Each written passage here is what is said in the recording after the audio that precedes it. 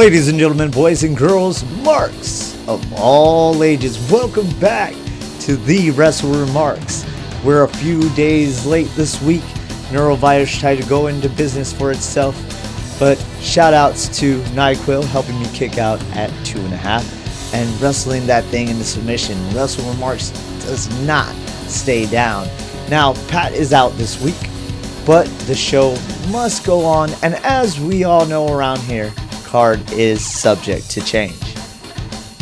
And honestly, there was way too much going on to miss another week. Plus, after our 2-week Christmas hiatus, I missed you all. So let's get back into our regularly scheduled program.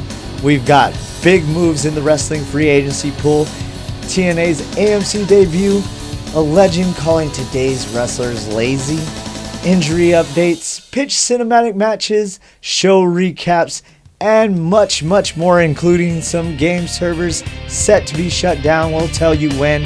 So let's stop teasing it and hit the headlines. This is your Wrestle WreMarks Newswire. And for our newest listeners, I am your host, Chris. It's nice to meet you all. And thank you for everybody who continues to tune in every single week. Let's get into it. Before we keep rolling though and get into more of our lighthearted stories, let's get into something a little more serious, and that is real world trending wrestling news right now.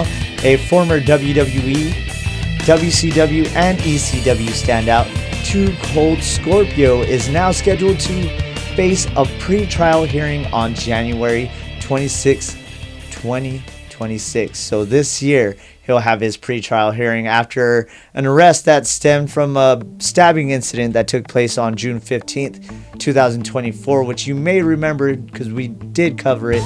That happened in Kansas City, Missouri. According to court filings, law enforcement records, Scorpio was charged with first-degree assault and armed criminal action, with authorities alleging he stabbed a man multiple times during a fight that took place at a Love's travel stop, causing serious injury.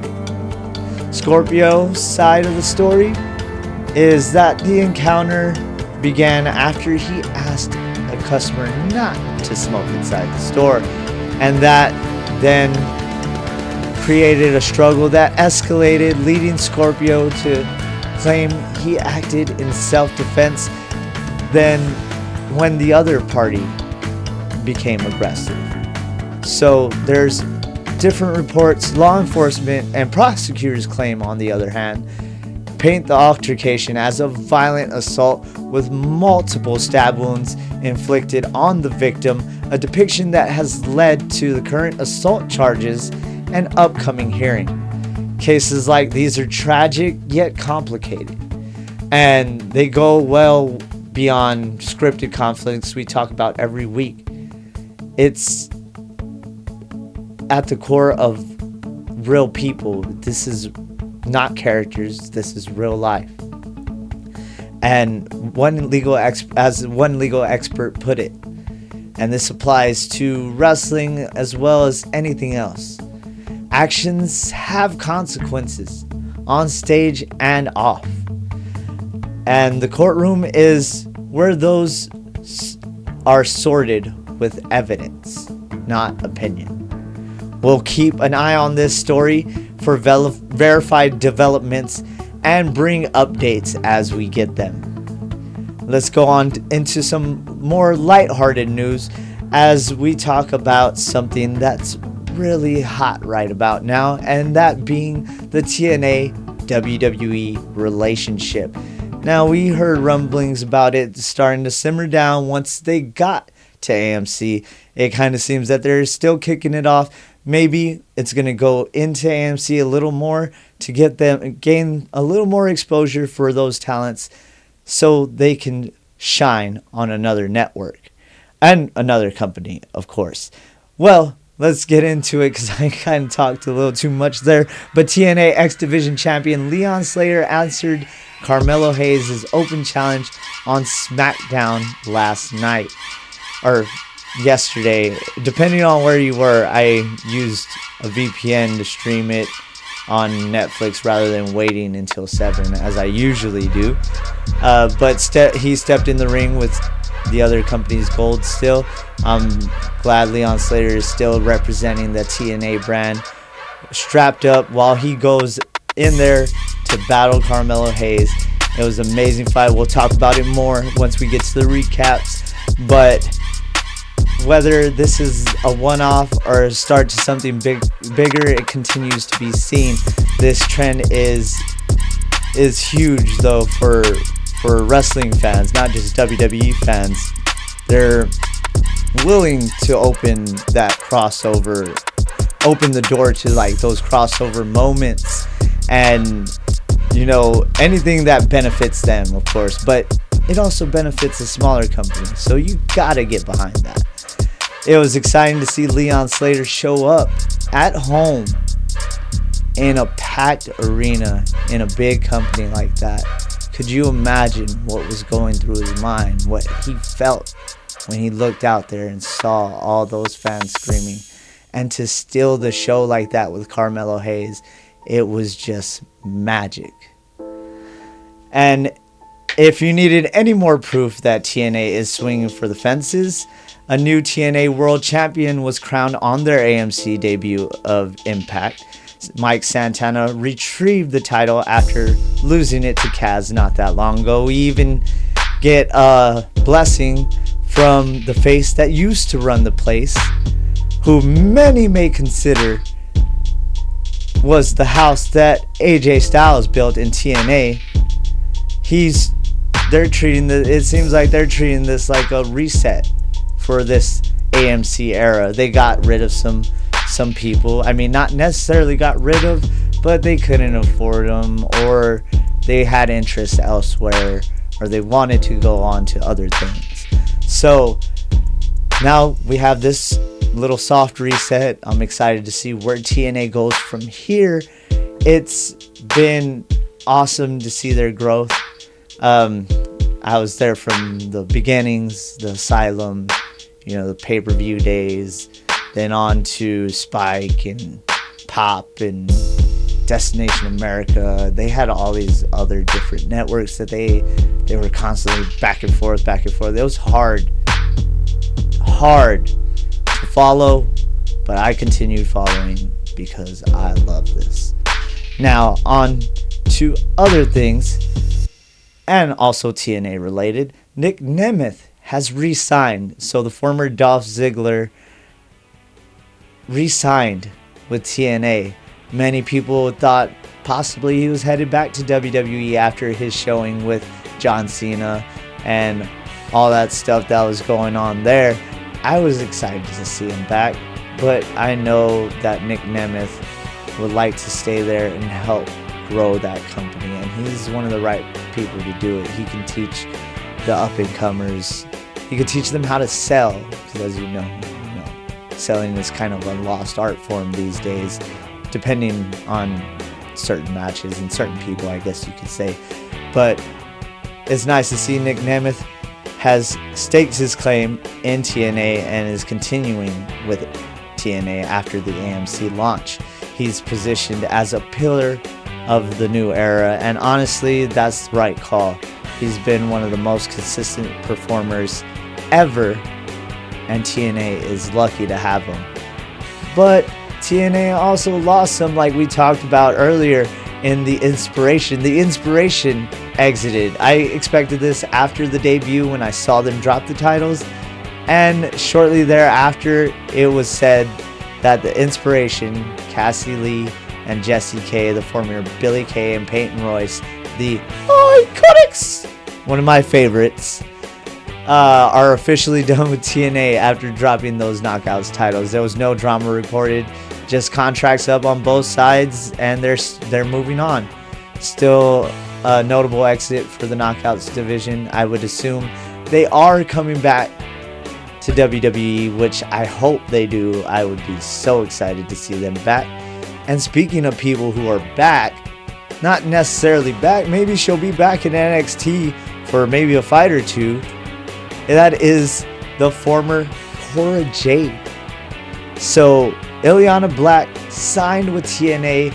So TNA did add talent and officially signed her. That's a strong pickup for the Knockouts division, especially with some recent departures, as we talked about.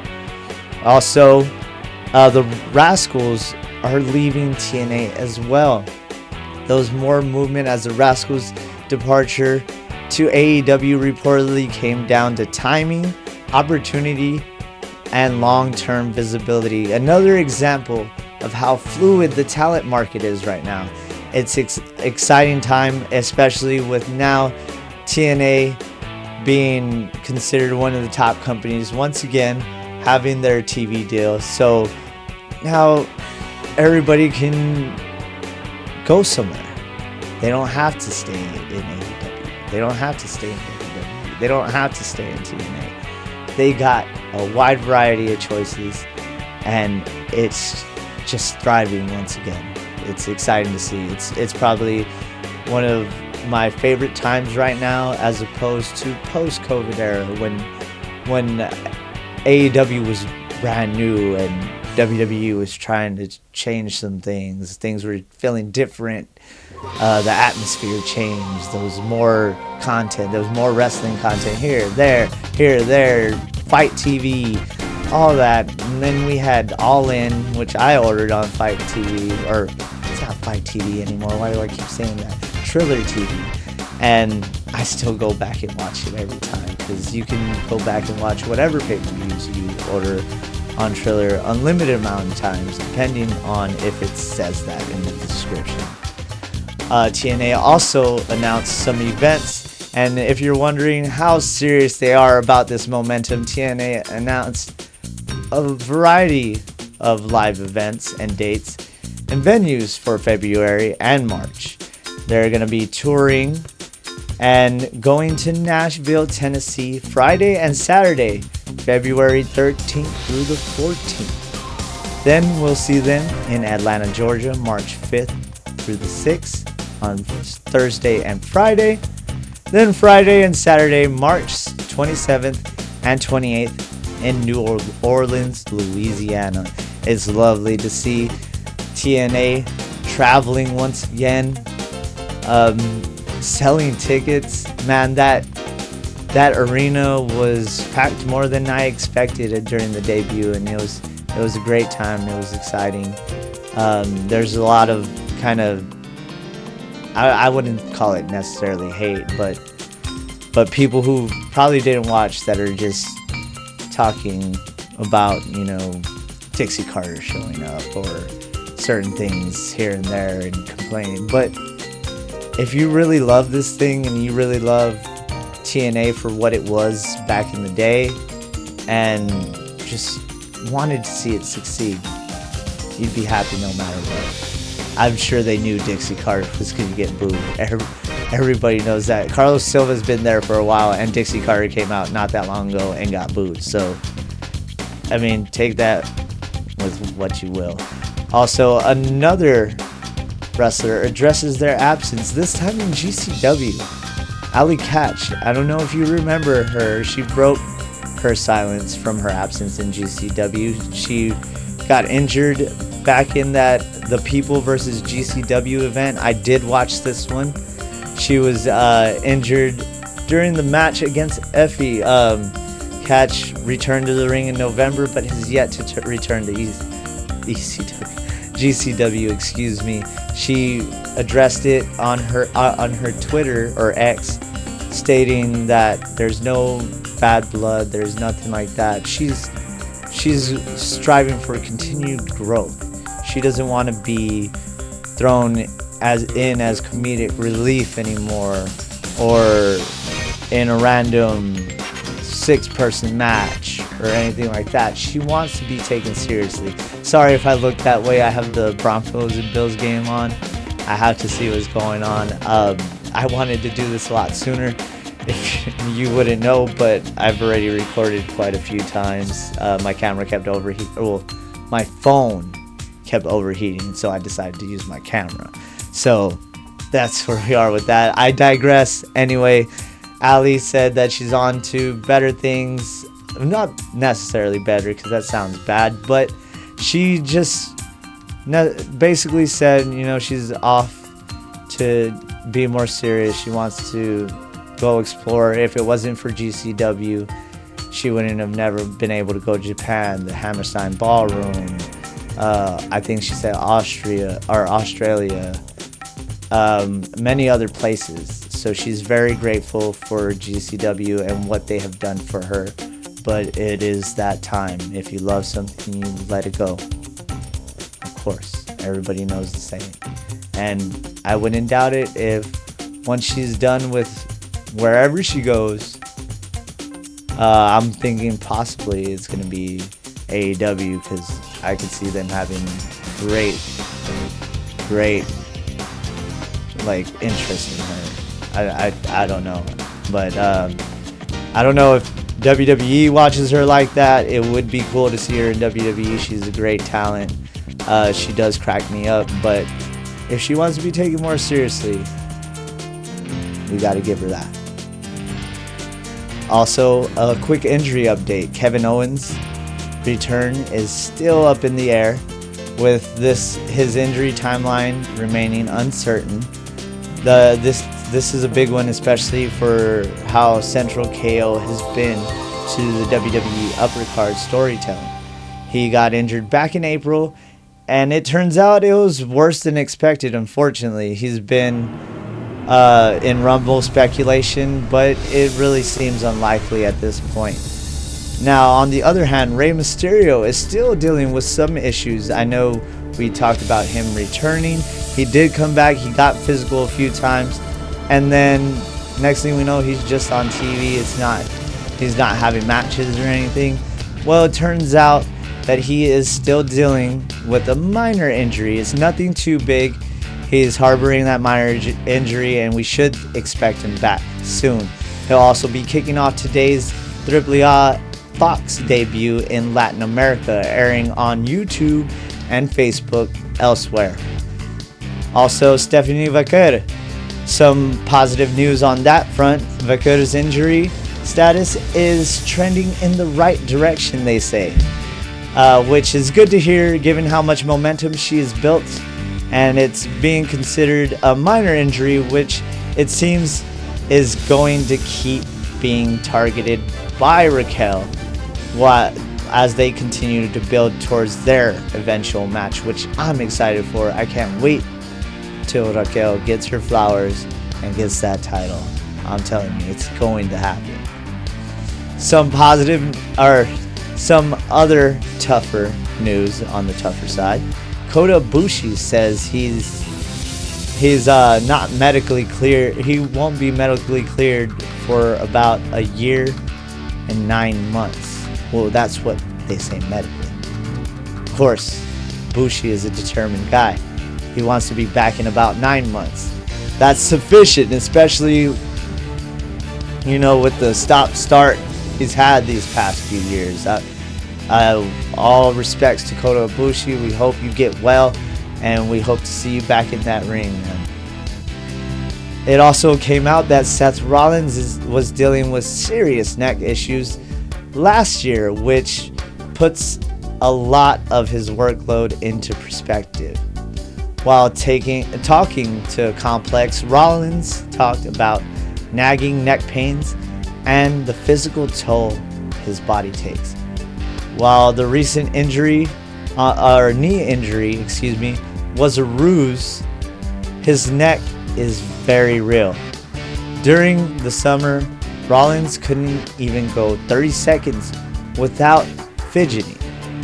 Then he was also dealing with lower back issues at that time. So now he's getting some much needed rest as he recovers from surgery 3 months ago to repair that torn rotator cuff from Crown Jewel. In good spirits, Rollins says he's coming along, able to do daily tasks once again. Still no set return for him. He did emphasize how much it hurts mentally and emotionally when his work life seeps into reality and all of a sudden you can't pick up your daughter due to those injuries. So our hearts out to Seth.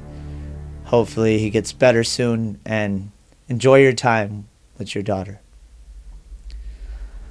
Let's get into a little bit of the controversial side, where we saw Billy Gunn calling current wrestlers lazy.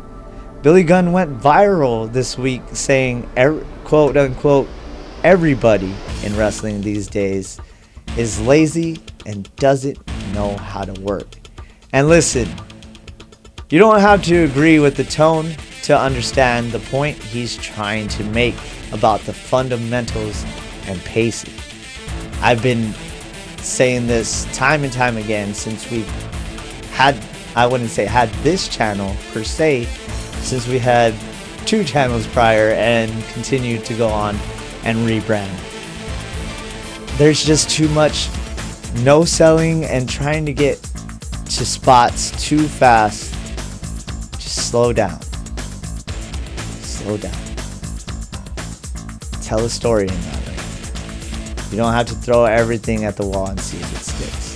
I understand a lot of people want to get seen. That's understandable. But just slow down sometimes. Of course, Billy said this on the ARWP podcast. And also, before we move on to our next story, let me see. I had a quote here, and apparently I did not put it in there, which is unfortunate. But here we go. And now it has to load, right? So Billy Gunn went on to say they don't know how to work in general. We get it, back in the 80s. It isn't going to work now because we've taken it so far to the extreme, which is right. The Attitude Era, all that, they gave us everything. They just crammed it all in. And now people are trying to mimic things they saw years ago in the Attitude Era that wouldn't necessarily work these days, but, you know, to each his own. Like I've always said, wrestling is subjective. It's like any form of art, and it's up to you, the viewer, how you feel about that. Also, he said that you have to have very good basic storytelling for me to follow along and see somebody actually wrestle for me to advertise a match, which is understandable. You got to be able to tell a story to keep the viewer going along. Why do you think I stopped watching AEW years ago? I love the talent there. I mean, yeah, cool matches. I get it. Awesome. But where's the story? What's compelling me to watch these two heels or these two faces go off against each other? I get that they're great talents, but it just doesn't gel, at least for me. But you could be different. Also, moving forward, during a recent interview with Dope Content Entertainment, Jeff Hardy opened up about some dream opponents, rifling off names like Roman Reigns, the Street Profits, and even revisiting the Usos rivalry. Jeff Hardy says he wants a cinematic match against the Usos, leaning fully into creativity over realism, saying, quote, "It's on my bucket list with the Usos, a cinematic match in the Uso Penitentiary. Go to an old abandoned prison and have a killer cinematic match," end quote. Wouldn't that be a sight to see? The actual Uso Penitentiary, I would be excited to see it, but that's just me. I'm over here marking out, and I'm sure others are too. And I'm excited. This could happen with the TNA, partnership, and then with AJ Styles being there, you would think AJ Styles possibly could have a match at TNA one last time before his retirement, which would be nice to see. And then maybe we could get the Hardys over here and have a match with the Usos. I mean, they're tag champs. Hardys are tag champs. It would be nice to see a champ versus champ type deal. but we'll have to wait and see if that does come to fruition, which I hope it does. Also, more contract signings as we talk about Powerhouse Will Hobbs. I never thought I don't think I never thought I'd say this, but I thought it'd be a while before I said this. Powerhouse Will Hobbs is expected to be WWE bound, and it's exciting. There's a lot of smoke around Powerhouse Hobbs, with reports saying AEW made a strong push to retain him, but WWE is expected to sign him once his contract expires. And ideas for his new name are already floating around if he lands there. So this is a story that we should really watch closely. Also, some more status on the Street Profits, of which Jeff Hardy was talking about. Their WWE status has gotten a little update. Not necessarily an update, but it's nothing too dramatic. Nothing has really changed. It's just clear that they are viewed as valuable pieces moving forward, as they're taking some time to recharge and refresh in their act. I wonder if they're going to come out all business like when they did the whole Hurt Business thing with Bobby Lashley being beside them. I was hoping that was going to become huge. They look like $1 million. They look like stars. I mean, the guys look like stars since NXT. That's why the fans are behind them and always behind them. So we'll have to wait and see when they get back into the fold. I'll be excited to see if they go after the Usos or the Wyatt Six or the MFTs, if, you know, they get the titles from the Wyatt Six. That is a possibility. Also, multiple Evolve talents have been signed to NXT due to recent NXT call-ups. In a big way, it's about next man up on the gold brand. WWE signed multiple Evolve wrestlers to NXT, continuing their strategy of locking down future depth early. Now, the pickups include Keanu Carver, Eli Knight, the Vanity Project, which consists of WWE Evolve champion Jackson Drake, Ricky Smokes, and Brad Baylor. Interesting to see what happens with Drake after his gruesome botch on the indie circuit, knocking out Jaquan McNair with a standing moonsault double knee to the face during a WWE ID showcase held at the House of Pro Wrestling Training Center in Florida. Now on to those servers that we were talking about. So WWE 2K and NBA 2K set the dates for their servers being shut down. So here's a heads up for all you gamers. Online services shutdown dates were announced for both games. And of course, it's always brutal when these games go dark, because you lose lots of things. You know, you lose your My Faction stuff. You lose, well, you don't lose your stuff, but you lose the ability to gain more stuff on My Faction. All those online only things. The island is online only. I haven't even touched that, and I've had the game for a while now. But I mean, like I've told y'all guys in the past, I don't really buy the WWE games like that. My kids are the ones who want them, and I provide them, and then I'm like, oh, well, I want all the DLC, so I make sure I get the highest one.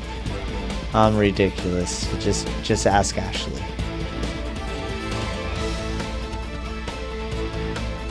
Also, see, I went off on a tangent. I didn't even tell you the dates. So December 31st, 2027 is when NBA 2K26 will close its online features. WWE 2K25, on the other hand, will close its servers March 31st of 2027 on all platforms but Switch 2. With the later release, Switch players will have a whole extra year, with servers set to shut down at the end of March 2028. Also on that front, it's being said that, or there's chatter around not only the internet wrestling community, but the websites say it goes on backstage that CM Punk is reportedly set to headline WWE 2K26 Showcase mode, which is a huge marketing move if it holds, especially with his return. I know fans were excited to see him once again.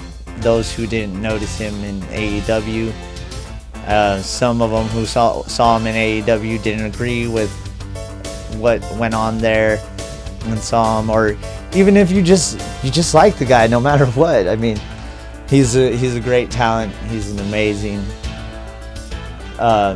person in general for what he stands for, what he puts up with, and the way he kind of changed WWE in a sense. You don't think about it, but he did when he left. Things did change. And also, I always wanted something to be on 13. You remember the Attitude Era playthrough on WWE 13? I wanted that to have a showcase type deal with CM Punk, which it didn't. He was the cover child of that one. And then next thing we know, we had the other one, what was it, 2K14 with John Cena on the cover, which was probably Punk's last one, I think, because then he had stepped out. And I remember hearing rumblings back then that Punk was going to get a showcase, but WWE didn't agree with it. It was years ago, man. I could be recalling this wrong, but don't quote me on that, I guess. But as we go on moving forward, Braun Strowman's USA Network show Everything on the Menu is getting a second season, and he's still able to use that WWE name. Season 2 will feature 12 episodes. Strowman was released in May, but is still able to use his name because WWE reportedly has no issue allowing the USA Network to continue using the Strowman name, as the network is a long-time broadcast partner of WWE. Strowman has recently described himself as semi-retired as he focuses on his acting career. So congratulations to Strowman. I honestly gotta say I never really liked his work too much. Love his personality, and it's great to see him thriving in something like that, especially, thinking back to when he was on the ride-alongs and things like that, the Team Little Big thing. He's got an awesome personality. He seems like a great guy, and I hope he can get his acting career off. And moving forward, we saw the Usos are starting to cook now too. So as we're talking about food shows, yes, the Usos are going to be hosting an unscripted culinary series entitled Yeet with the Usos. It's being described as a barbecue travel show featuring fellow WWE superstars and celebrity friends. Of course, Yeet in parentheses A as in eat. Clever. But I'm excited to see where they're going to go with this. I'm assuming everywhere they go for shows is where they're going to have their barbecue, since it's called a barbecue travel show. If it's focused on barbecue, I'm there. I'm texting. We love barbecue. Come on. Anyway, moving along. I play too much. But it's nice to see the Usos dipping their toes into something like that as well. 5 letters, 4 words, yeet with the Usos. So I'm excited to see when that happens. That's going to be on YouTube and other social platforms as they come along. Now, Saturday night's main event is pretty stacked already, you guys. WWE announced that they were going to have these co-main events going on, and they're continuing to trend these events as specials, big specials at that. They've been pretty stacked. And I was skeptical in the beginning that they were just going to have, oh, it's Saturday night's main event, let's have this big thing for a couple months and then we'll drop it and it'll turn into main event again or something like that. As you may recall, the main event started happening. But anyway, let's get into it. Like I said, I ramble too much. Cody Rhodes will take on Jacob Fatu. Rhea Ripley and Io Sky will take on Liv Morgan and Roxanne Perez for the women's tag team titles. And also we'll see Randy Orton versus Trick Willie versus Damian Priest versus to be announced in a number one contender match for the WWE Undisputed Championship. Of course, the to be announced comes from the tournaments. I mean, I guess they are kind of like tournaments going on SmackDown. So we'll get into that some more here after we finish this newswire. This is, I believe, our last story, and that is right. This was, as I said, this was a newswire, and it was a lot. But with all that happening across WWE, TNA, AEW, and beyond, there is no way we were going to skip another week. So let's shift into gears and get our show recaps knocked out, because ring action deserves some love too. Let's rewind the clock just a little bit before we hit yesterday's show. The January 9th SmackDown out of Berlin was one for the history books. The big headline was the 3 Stages of Hell match for the Undisputed WWE Championship, with Drew McIntyre dethroning Cody Rhodes in a brutal main event after Jacob Fatu returned to play spoiler and tip the scales. Now McIntyre is your new champ, and that shock factor instantly shook up our road to WrestleMania and our path to Royal Rumble. So it was exciting to see Jacob Fatu back, right?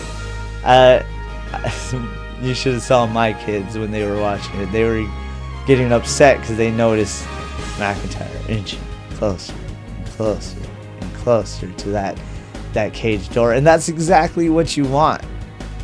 It's funny because adults like us, we take that kind of thing for granted. We forget the child we were when we used to watch this thing. We criticize everything.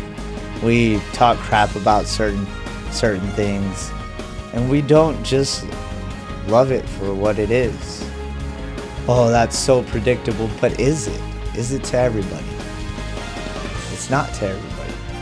Maybe to us smarts, it is, but it's enjoyable when you have children and you see their reactions as the show goes on, and you're sitting there just enjoying every minute of it, like, oh, that's perfect. That's how that should have went down. That's how that should have went down. And your kid's angry and you're happy, and they look at you and they see that smile and they get even angrier because they think that you're rooting for the bad guy, when in all reality you're just enjoying the show. And I explain it to my kids all the time, like, it's a show. Yeah, they can actually get hurt, but the outcome is determined. It's a show. It's just, they're not real bad people when you come down to it, because some of my kids will not want to watch something because someone's in it that they don't like at the moment. Like when John Cena went heel, they hated John Cena, and my oldest son, he used to love John Cena when he was younger. So it's funny to see that transition, especially that transition as when they were younger, what they liked then as opposed to what they like now. It's a beautiful thing. But like I said, again, I digress. Elsewhere, Trick Williams made his SmackDown debut and scored a win over Rey Fenix, pissing off Randy Orton in the process, and immediately establishing himself as someone to watch.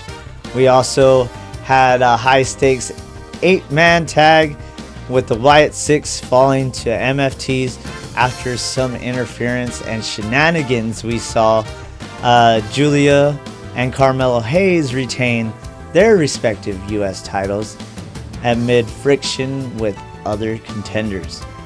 It was a kind of chaotic European broadcast that set the tone for the new year.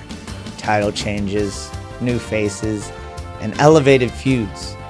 That was SmackDown, January 9th.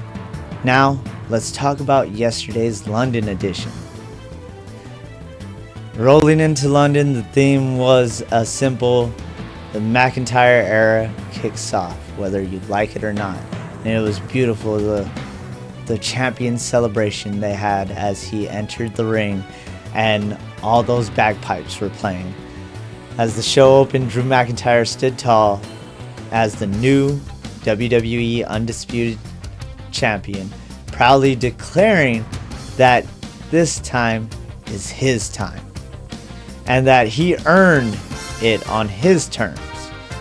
He even revealed that he quietly inserted a no rematch clause into the contract against Cody Rhodes, ensuring that Cody has to grind his way back to the top.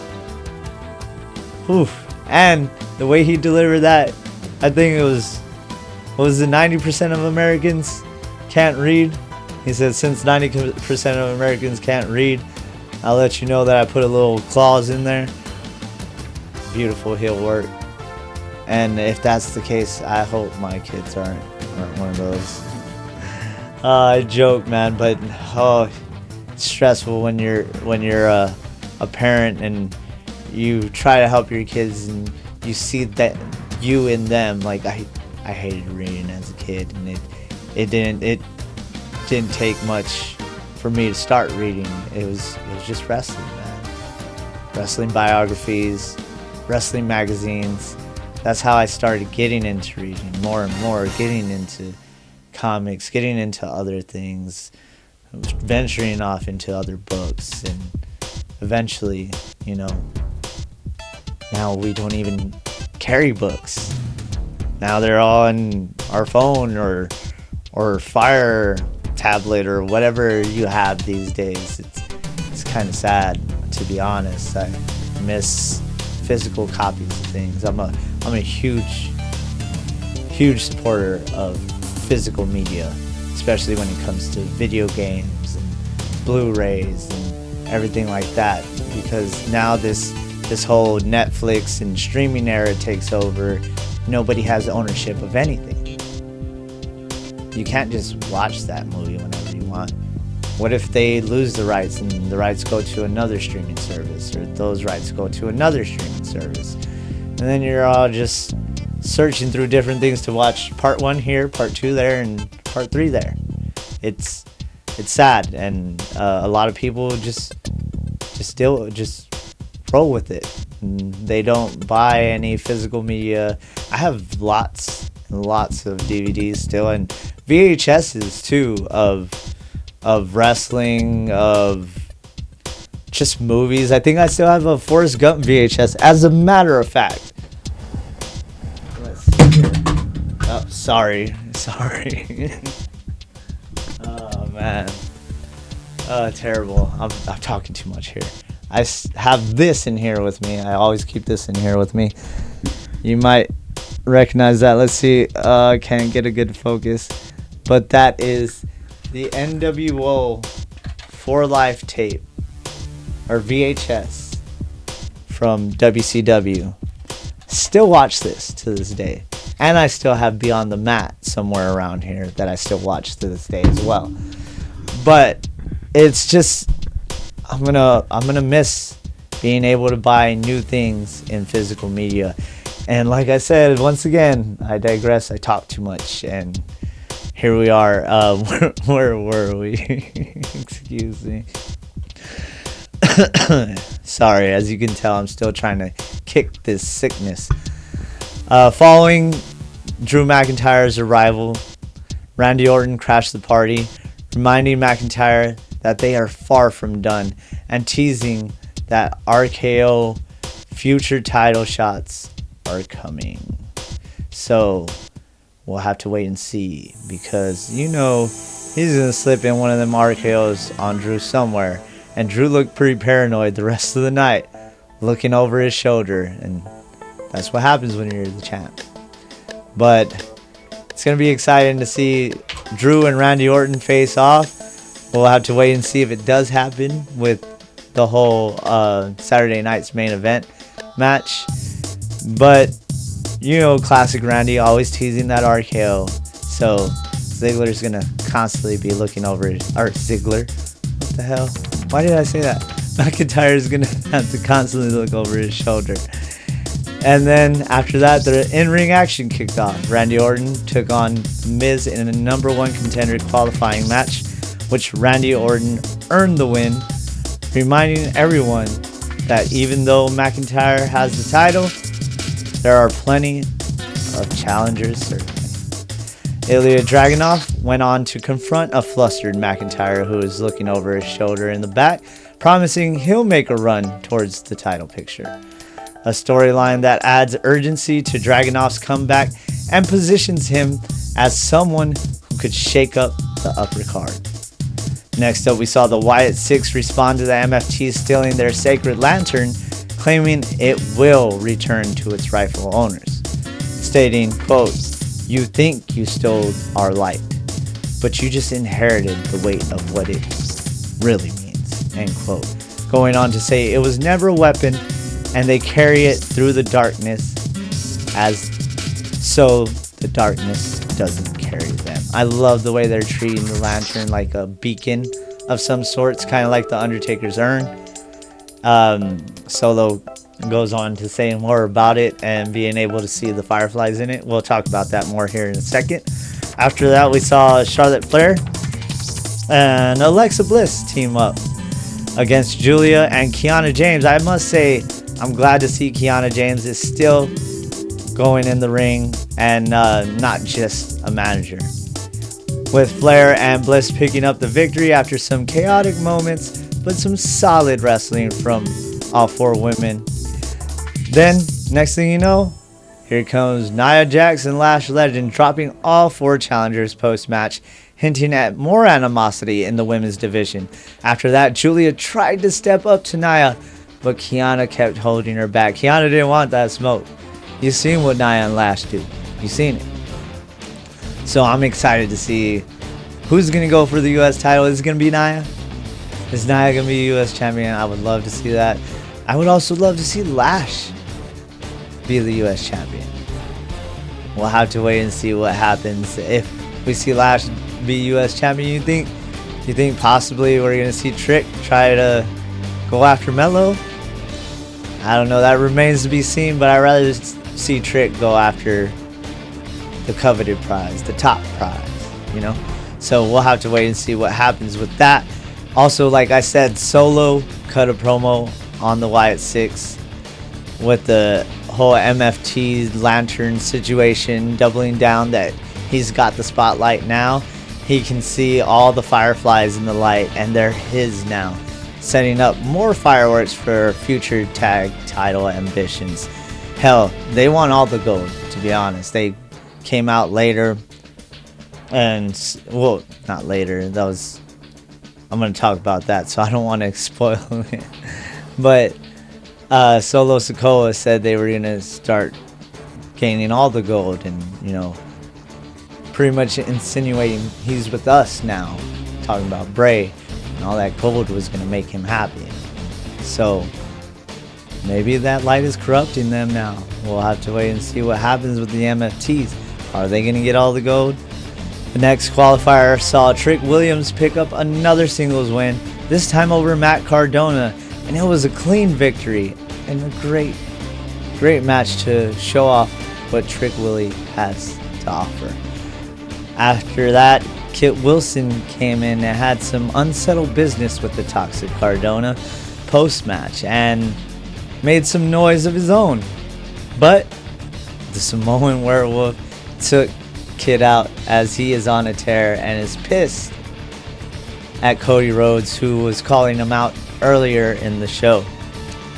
Rhodes confronted Jacob Fatu, leading Nick Aldis to officially book Rhodes versus Fatu for Saturday night's main event next week. Damian Priest squared off with Solo Sikoa in another qualifier, and after a chaotic affair with multiple players interfering, Priest scored a win, showing once again that he's a threat in the title picture. Multiple times as the Wyatt Six interfered, Howdy was right there by the lantern. He had it at his fingertips. But Tala Tonga would end up retrieving the light after taking out Uncle Howdy. I almost said Bo Dallas and then almost hiccuped.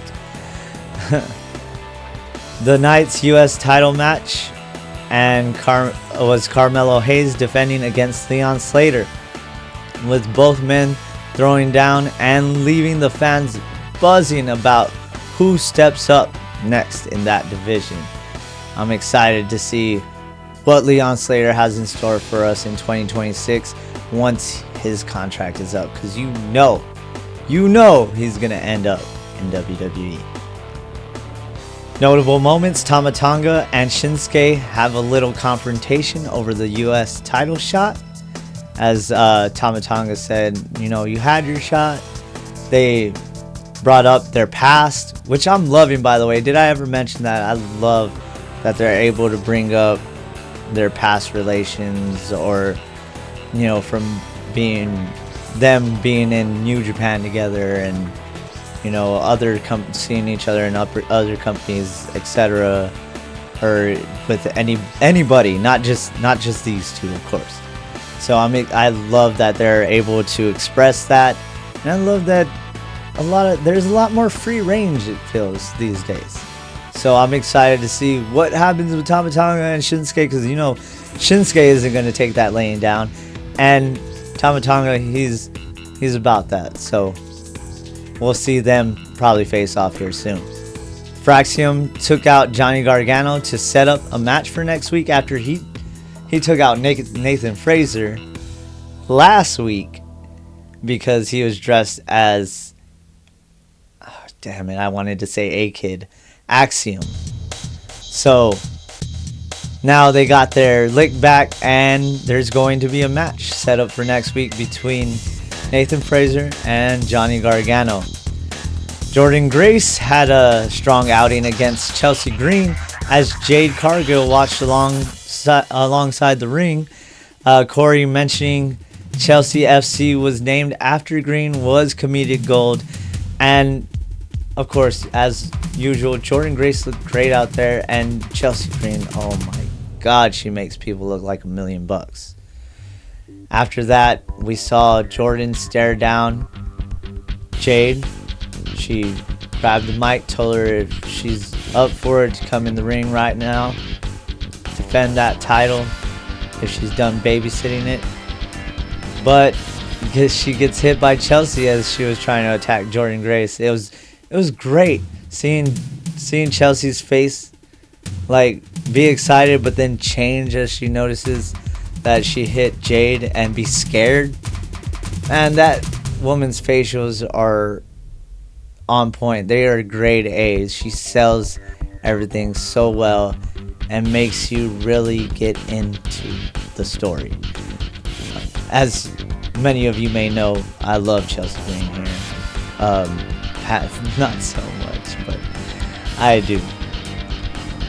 Trick also cut another classic Whoop That promo and comes face to face with Damian Priest. So we'll have to see what happens with them. Maybe they will meet up. Or no, they won't. They will meet up. Duh. Saturday night's main event. So we'll have to see what happens at Saturday night's main event when Trick is able to show off what he's got against some of the biggest names in the roster right now. Now, Zayn and Dragunov put on a banger to close the show.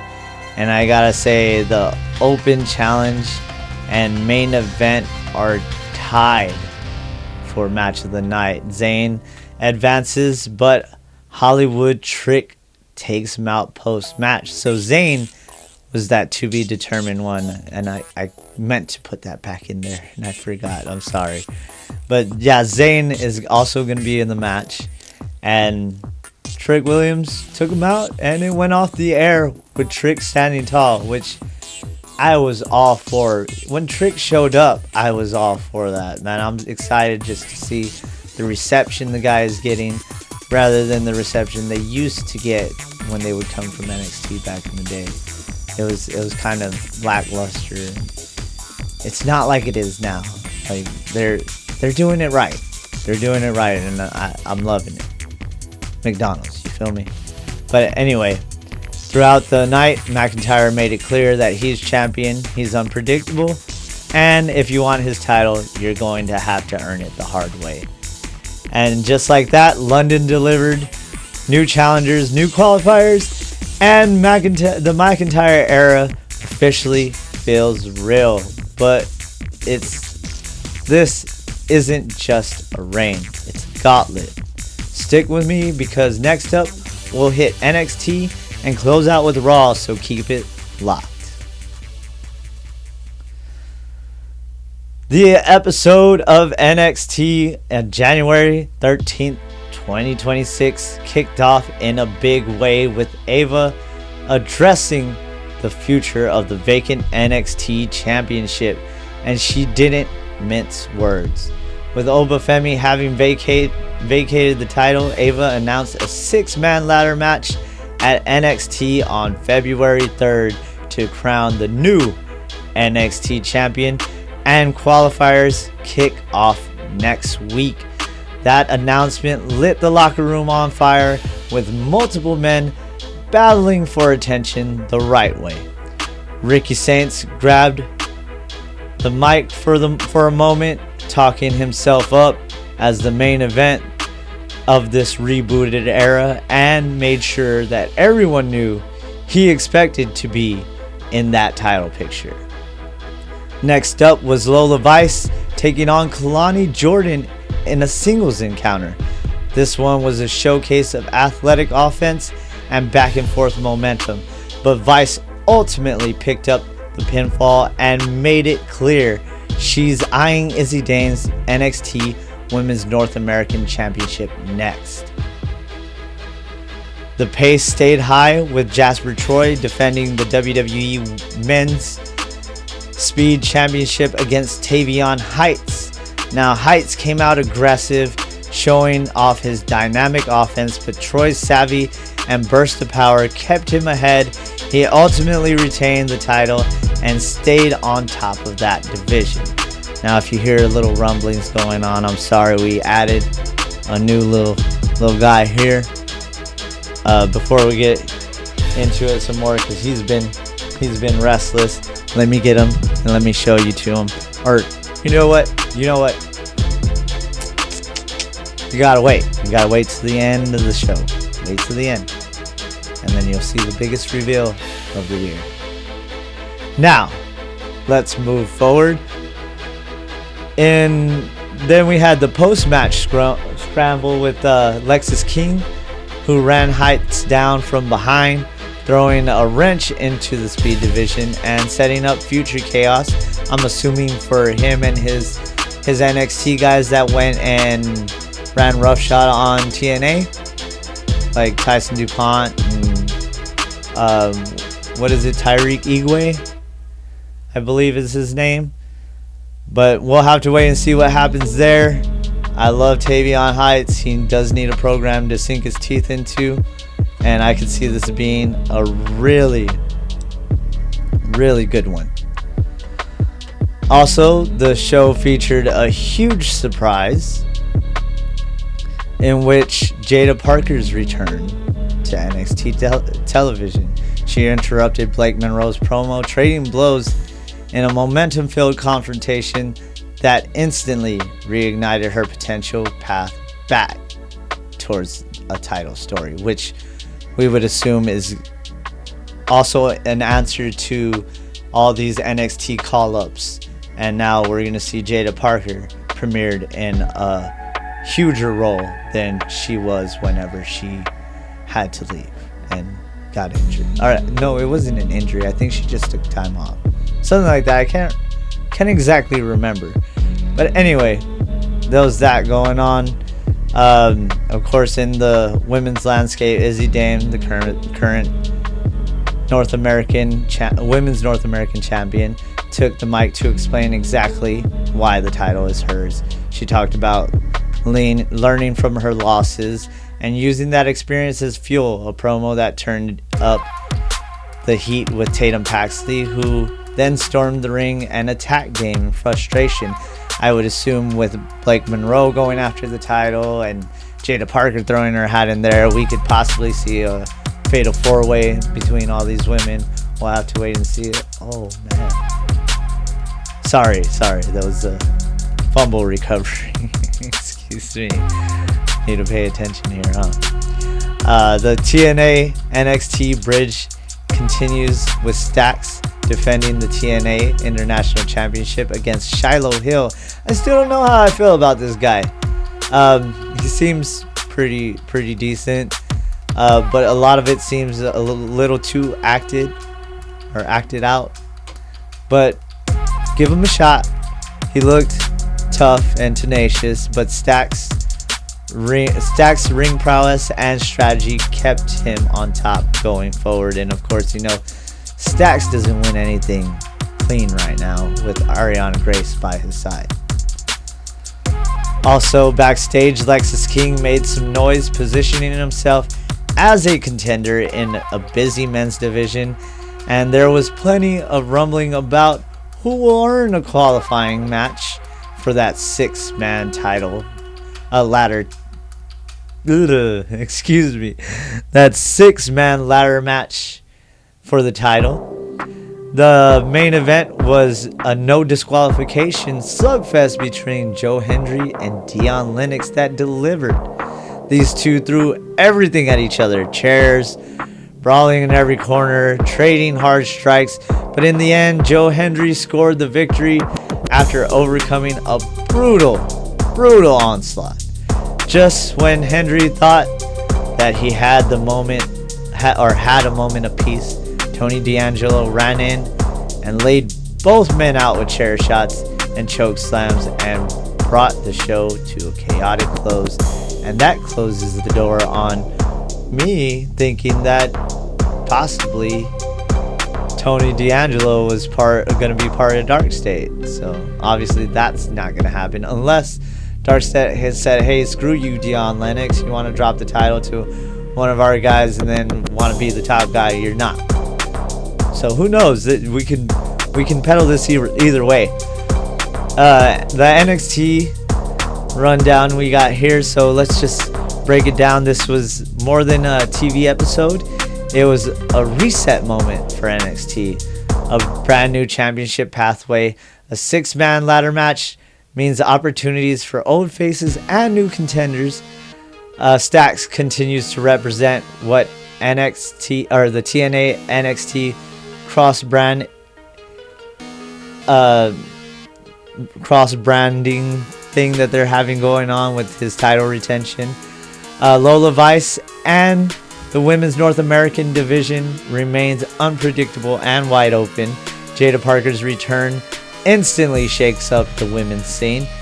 Joe Hendry and Lennox brawl and D'Angelo's post-match distraction left the entire crowd buzzing and left NXT looking absolutely unpredictable. It's a great time for NXT right now. They're on the cusp of rebuilding with I wouldn't say new. These are people who were just in the lower card at the time, waiting for their moment. And I've always been a huge supporter of NXT. I love watching the younger guys come up and make it, even in the indies. You hear this little dude just groaning and stuff. I'll show you him in a minute. I'll show you. Get away from my feet. That was NXT from January 13th, and it set the table for an intriguing title race. Up next on the show, we are heading to Raw breakdowns, previews, and how All the chaos could bleed into the Royal Rumble picture, because this is 1 week in WWE where everything was bubbling. That was NXT January 13th, and if you're not paying attention to the brand right now, you're missing the blueprint of where WWE is heading next. New title pass, fresh faces, getting real opportunities, and storylines that feel intentional instead of thrown together. That's what NXT is supposed to be. But there's one thing. While NXT is building the future, Monday Night Raw is where the pressure is already on, because Raw isn't about potential. It's about survival. So let's shift gears and head into Monday night and break down Raw from January 12th, 2026, where egos clashed and stakes were raised. Plus, the road to Royal Rumble keeps getting tighter. The show opened up with Riho, Io Sky, and Rhea Ripley celebrating becoming the new WWE Women's Tag Team Champions and laying out an open challenge vibe. Liv Morgan comes out claiming she never lost her titles, and Bayley and Lyra jump in to argue that they deserve a shot as well. It all erupts when the Kabuki Warriors yank the champs out and toss them into the barricade. Instant mayhem to set the tone of the show. Backstage, we see AJ Styles explaining why he's going after Gunther. He says it's about respect. Specifically, Gunther disrespecting John Cena, and AJ promising he'll make Gunther tap. Match 1, we saw the young OG Javon Evans as he got tested hard by Los Americanos with when he faced Bravo Americano. They had running interference all over this thing, of course, but Evans survives, nails the OG cutter, and gets the pin. Post-match, Evans fights off chaos until El Grande Americano pulls him out and launches him over the announce desk. Meanwhile, we have CM Punk hitting the ring, talking about being a fighting champion and looking ahead to Rumble, Chamber, and beyond. Now, Finn Balor interrupts, calling his shot after he was called out by Liv Morgan earlier in the show, and he tells her just to wait and see, as he's going to stake his claim. Well, he calls his shot and tells Punk to check the calendar. Next week, they're in Belfast, Ireland, one of the homes of Finn Balor himself. Punk versus Balor for the World Heavyweight Championship is set, and Punk accepts, promising a GTS bedtime story for Ireland.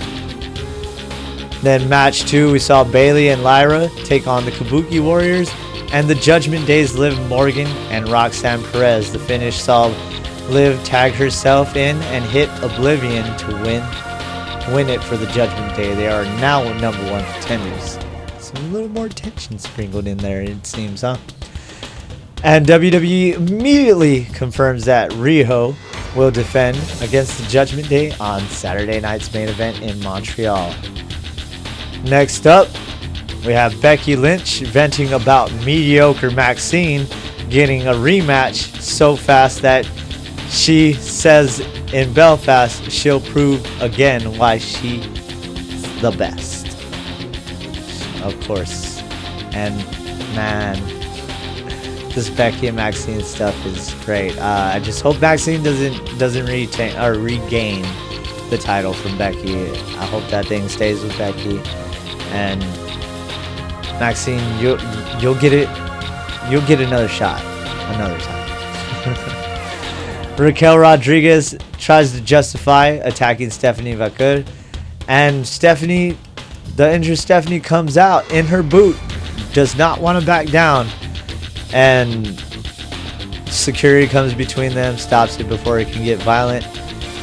Raquel walks off, but then turns around and attacks her again, viciously targeting that bad ankle. And as we said, Stephanie seems to be in better health than we thought. So we can see them also. Excuse me, my camera for some reason likes to shutter and then.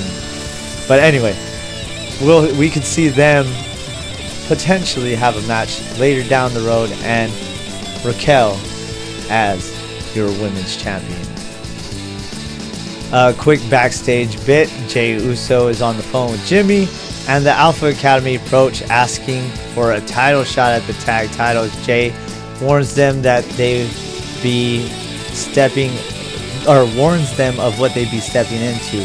He didn't want to give them a title shot because they were friends, and that's when Otis kind of got a little angry there and said, no, we're going to get that title shot. Jey says, all right, well, we tried to warn you. Now, this one ends in chaos. Match 3, Braun Breaker spears Dragon Lee on the floor, forcing a DQ. It was the Vision versus Penta and Dragon Lee. Then this guy goes on and spears Penta too. He's unhinged. He's upset. He didn't get the title he wanted. Adam Pearce tries to shut it down, but the beatdown continues, and Pearce is done with it. Backstage fallout, Pearce confronts Braun Breaker and suspends him indefinitely. Heyman calls it a mistake. Next week's announcements that they have important after that. They set up for a preview. They show next week's Raw airs at 3 Eastern from Belfast. CM Punk versus Finn Balor for the world title. Becky Lynch versus Maxine for the Women's Intercontinental Championship. Then we have match 4. This is the story match right here. AJ attacks the hamstring of Gunther and the calf all night as he wants to make Gunther tap. And of course, he's going for that calf crusher. Even arguing with the ref that he missed the tap. And it had people scratching their heads, kind of like I am now. It had people scratching their heads because people saw the tap, or because the crowd around there. Well, Gunther takes advantage, hits the low blow, and then a power bomb for a dirty finish. Massive heat, and the rivalry is clearly not over. Gunther did in fact tap. The referee just wasn't in position for the tap. He tapped on AJ's leg, and AJ let go, as you should, as anybody does, even in UFC. But since the ref didn't see it, the match went on, and that's where we set up some future seeds for AJ Styles to meet Gunther once again. It was perfect. That's probably the first time I've seen that spot being used, and I loved it. It was just so perfect. And that was Raw from Dusseldorf. Excuse me. Titles being set up. Contenders crowned. Pierce dropping the hammer, and Gunther escaping with a low blow powerbomb special. Now, real quick, let's look at next week across the board, because we're hitting Belfast and the schedule is moving fast. That was terrible. But before we sign off, let's take a real quick peek at what's coming next week, because the wrestling calendar doesn't wait for late episodes, sick hosts, or tired ears. And as you know, we're going to have to see for next week where we got those matches we just announced for, not SmackDown, for Raw. We're going to have CM Punk and Balor for the title. Becky and Maxine, of course, both Ireland natives. Becky used to be a student of Finn's. So it's just amazing to see that, don't you think? When they were younger, they were coming to these places and trying to become somebody and then I doubt they ever expected to be on a huge stage, especially on a Raw in Belfast. Can you imagine? It's an exciting time. And then we have our Saturday night's main event, which we went down the card earlier. Then we also have, what else? TNA Genesis is today. I'm probably going to be watching some more football while I'm watching Genesis as well. So y'all keep it locked. I probably won't talk about Genesis as much on here. Y'all know this is a more WWE centric, just to reach out to the masses rather than just a smaller group, you know. Even though, you know, I love our small group. We're comfortable here, right, guys?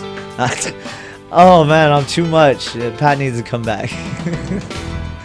But that is this week's Wrestle WreMarks. We were a few days late. Pat's still out, and the brand ecosystem is far from late. If you rocked with me this week, make sure you're following, rating, and sharing the show. Pat will be back soon, and trust me, things are going to get crazier from here. Now, for the biggest reveal of 2026, come here. This is the latest addition to... Ooh, over here messing stuff up.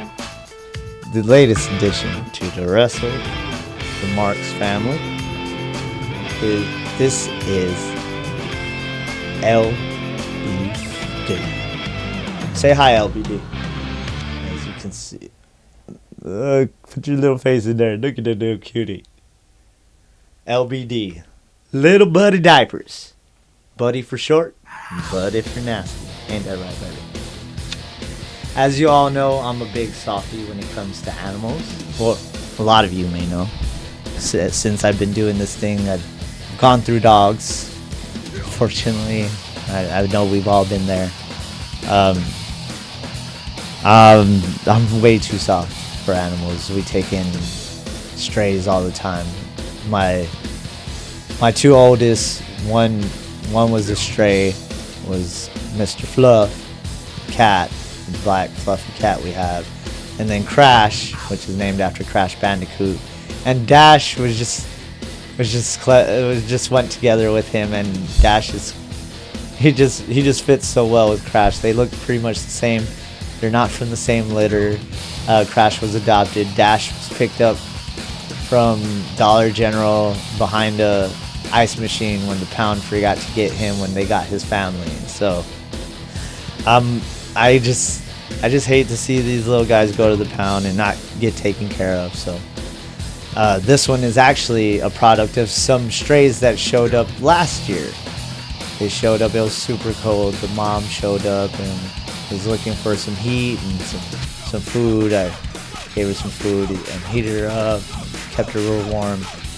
Had no idea the whole time that she had babies out there, I guess in the woods, because she came back and she had 7 pups.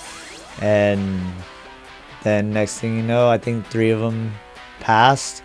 We took in all the pups during the winter time because it was below freezing and we didn't want anything to happen to them. Plus, I think at the time, no, we didn't have the ducks yet. Yes, we did have ducks at one point. Unfortunately, they're not with us anymore. Sadly, I was so upset. It was actually those stray dogs. They didn't mean to. They were just trying to, like, you know, put their paws on them, and they ended up hurting them, sadly. But now there's 4 dogs out there and a mom, so 5. The mom, she still sticks around, and the other ones, of course, had puppies. Yay. Now, I saw when I found them, there were like 14, but I assumed that they moved some, or some might have gotten snatched up by birds, because I've seen a lot of vultures and stuff hanging around. So I've been like shooting them off with BB guns and stuff, like trying to get them away from all the pups, because they're trying to hang around them. Because I ended up gathering the rest of them up. There was only 7 left, and he's one of them. Obviously, he's the one I want to take in. The other ones, I'm just trying to take care of them as best as I can right now, especially with the moms not wanting to feed them as much. So sometimes I try to put some food in that cage for her where we used to keep the ducks so she can let them feed. She's kind of a pain in the butt, but she's super cute. They bark at everybody here, but they're no harm. They don't go after people. They just back up when you walk by. They're all pretty sweet in their own right. If you have anybody who's looking for puppies, send them my way. I would love to find them a home. I take in way too many pets. As you heard, I did have ducks at one point. Ashley says we should start a non-profit with all the pets we take in, and she didn't even want me to take this little guy in. But here he is. Yes. You can't resist that face, you know? But anyway, thank you guys for always rocking with us and staying with us. I do have to say that I do want to put out more content, and I'm sorry that I've been more dark than usual on social media. I just don't like social media as much in general, but you know, I'll be on there for you guys. I will post more often. You'll see more of this little guy right here and all the other ramblings that goes on around here. And I just want to say I appreciate all of you who tune in every week, and even you new listeners, I appreciate you if you even listened or stuck around till the end. I appreciate it all, you guys, and let's keep this thing going and let's grow it. I love to hear your feedback. Make sure you like, share, subscribe, comment. You know, let us know what you like. Let us know what you don't like. You know, I'm always here, not for technically debate. I just want to hear what y'all think and you know, kind of ramble on with you as well. We all love to be connected by wrestling in some way, right? But with that, I hope y'all have a wonderful weekend. Like I said, I'm Chris, and this was your Wrestle WreMarks. Y'all have a wonderful weekend, everybody. Stay safe. One love.